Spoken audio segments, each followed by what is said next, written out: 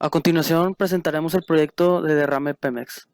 Los integrantes son de izquierda a derecha Mauricio González, Eduardo Peña, Melissa González, María Fernanda, Mario González y Diego Alberto.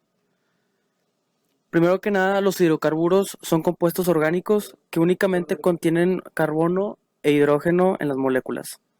Existen dos tipos de hidrocarburos, los aromáticos y los alfáticos.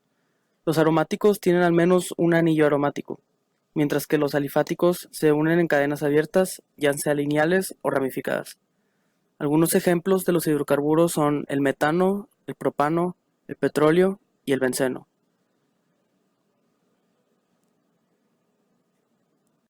Y ahora vamos a ver las estructuras del hidrocarburo y la molécula del agua.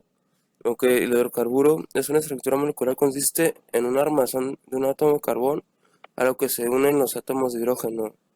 Los hidrocarburos son los compuestos básicos de la química orgánica. Las cadenas de átomos de carbono pueden ser lineales o ramificadas, y abiertas o cerradas. Ahora viene la molécula de agua.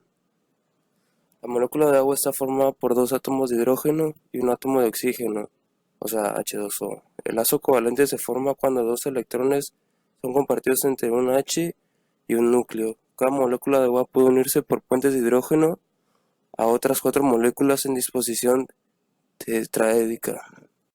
Ahora vamos a hablar sobre las propiedades físicas y químicas de los hidrocarburos y del agua. El petróleo crudo y el agua ambos se pueden encontrar en los tres estados de la materia, ya sea sólido, líquido o gas.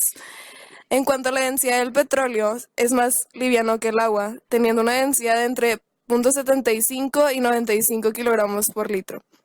La del agua se encuentra entre 1 gramo a unos 4 grados centígrados.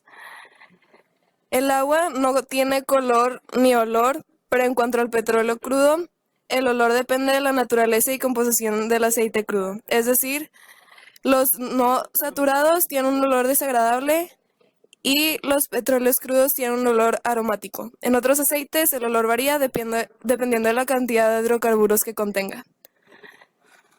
El punto de congelación del agua es de unos 0 grados centígrados y el de ebullición a unos 100 grados centígrados. El agua contiene un alto índice de calor específico y una alta tensión superficial, lo que quiere decir que debido a sus moléculas que están muy unidas, tiene una gran fuerza de cohesión. La viscosidad, que se refiere a que se mide por el tiempo que se requiere para que una cantidad específica de petróleo fluya a través de una abertura pequeña, se mide a través de un viscosímetro. La tensión superficial y fuerza capilar son mucho mayores las del agua que las del petróleo crudo. En cuanto a las propiedades químicas, el petróleo crudo está compuesto de entre el 84 y 87% de carbono, del 11 al 14% de hidrógeno, del 0 al 2% de azufre y nitrógeno.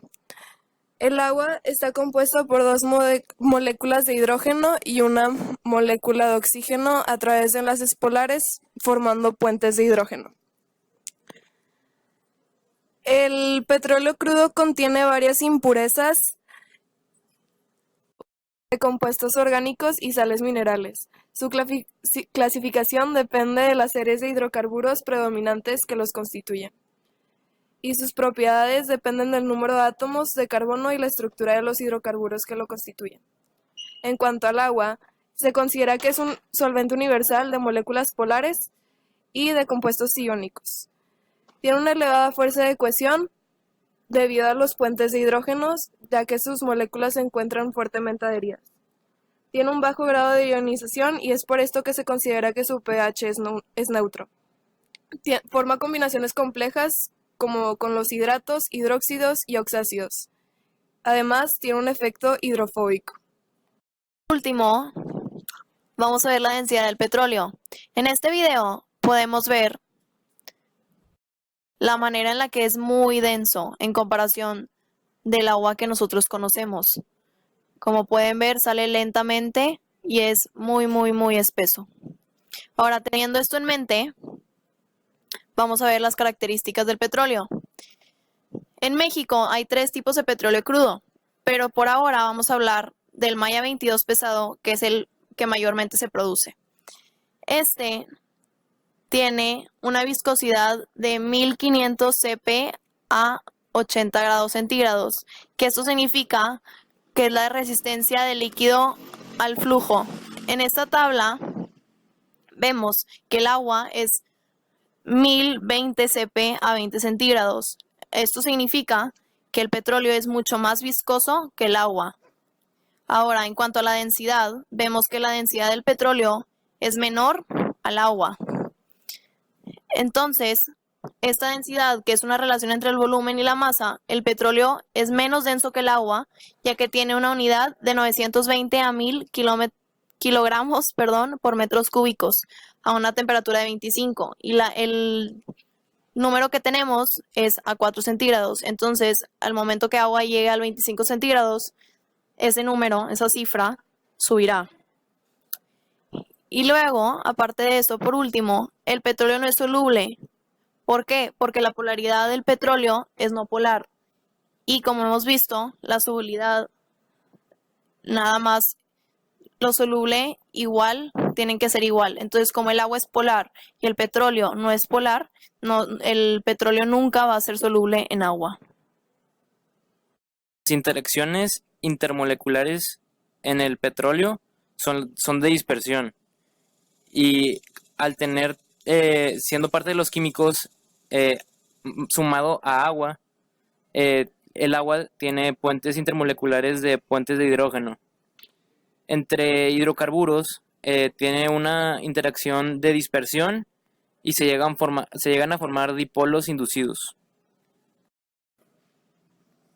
Los separadores de hidrocarburos tienen distintas necesidades, como en lugares como talleres de mecánica, gasolineras, desguaces.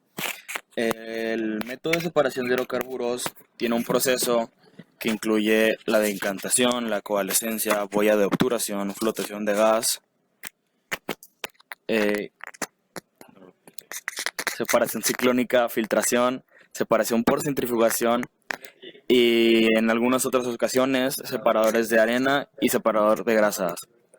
Es decir, o sea, los impactos que puede tener el petróleo en nuestro ambiente social son que en los seres humanos puede llegar a tener intoxicaciones, ya que cuando comemos pescados pueden tenerlo esto adentro, o también irritaciones y cosas así. Ahora, en cuanto a los animales, por la viscosidad y la densidad del petróleo, los animales ya no pueden volar o nadar. Y por último, la migración animal, ya que el petróleo es tan denso, no lo podemos separar del agua y causa que se quede ahí en el mar. La Declaración Universal de Derechos Humanos de 1948 establece el derecho a un medio ambiente sano, puesto que ese derecho contribuirá a que las personas gocen con plenitud de sus derechos como seres humanos. Un derrame de petróleo en algo tan esencial como es el agua en nuestra sociedad definitivamente viola y afecta nuestro derecho. Debemos de empezar a trabajar con el medio ambiente de una manera que las negativas no se vuelvan permanentes. Último, creemos que no se ha respetado el derecho a agua y al ambiente, ya que estamos haciéndole un daño enorme al mar cuando se derrama este petróleo. Y con esto cerramos la presentación. Muchas gracias.